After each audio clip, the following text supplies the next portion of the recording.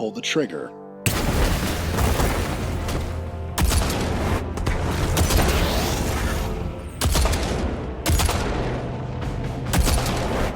Ignite the world. Hello, ladies and gentlemen, I am Fasa Chimera, and I've returned with a hot new build for the Solar Warlock. Hit headshots and burn everything to the ground. Let's get to it. Part 1. The weapon. We're using the new exotic solar sniper rifle, Still Hunt. This comes with the Percade's Retribution. Picking up orbs of power or land precision to charge this weapon's super bar. Once full, hold reload to fire golden gun shots. I'm sure you've heard of this gun by now, it's kind of an instant classic. Hit heads and then roleplay as a hunter for 3 shots. It's a great time. The second perk on this weapon is Sharpshooter. This weapon gains passive bonuses to target acquisition, aim down sight speed, and flinch resistance. The bonuses increase when the weapon's super mode is active, meaning it's a super duper sniper. This weapon also comes with golden munitions. This magazine gains bonus ammo whenever a golden gun shot is acquired, which is pretty nice. It lets you fire the golden gun even when you're out of ammo. This gun is pretty strong and it feels good to fire as well. But let's turn the oven up a notch, shall we? Part 2. The armor. We're wearing the exotic helmet Dawn Chorus. This comes with the perk Rites of Ember. Your daybreak projectiles deal more damage and scorch targets on impact. Your scorch is improved, and you gain a small amount of melee energy when your scorch damages a target.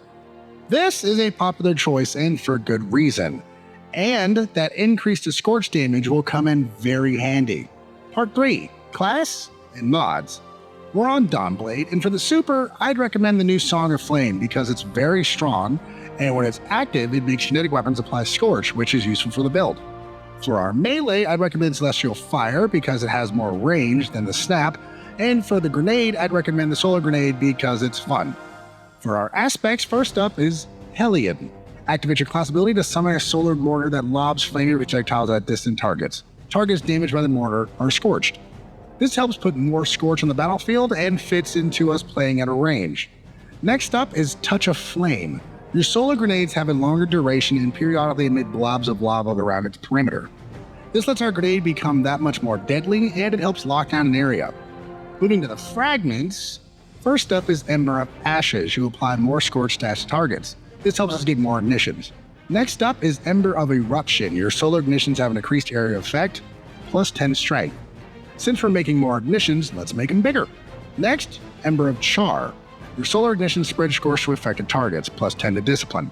So we take our bigger ignitions and spread more scorch, which does more damage. Finally, we have Ember of Torches. Powered melee attacks against combatants make you and nearby allies radiant, minus 10 to discipline. This lets us get radiant more easily, and who doesn't love a 15% damage buff? Moving to our artifact mods, you want Authorized Mod Scavenger for more ammo for Still Hunt, Elemental Siphon so you can make fire sprites, Incendiary Rifle rounds so Still Hunt can scorch on precision hits, Radiant Orbs for more ways to become radiant, Solar Fulmination to buff our ignitions and scorch even more, Shield Crush to get our grenade back faster while radiant, and finally Sniper's Meditation to increase Still Hunt's damage. And as always, use whatever fits your playstyle and the content you're running. Moving to the armor mods, on the head, Special Ammo Finder for more ammo, and a Siphon mod of your choosing for orb generation. On the arms, Firepower and Heavy-Handed for orb generation and momentum transfer to get your melee back. On the chest, one Solar Reserve mod to hold more ammo, and Charged Up to give us more armor charges.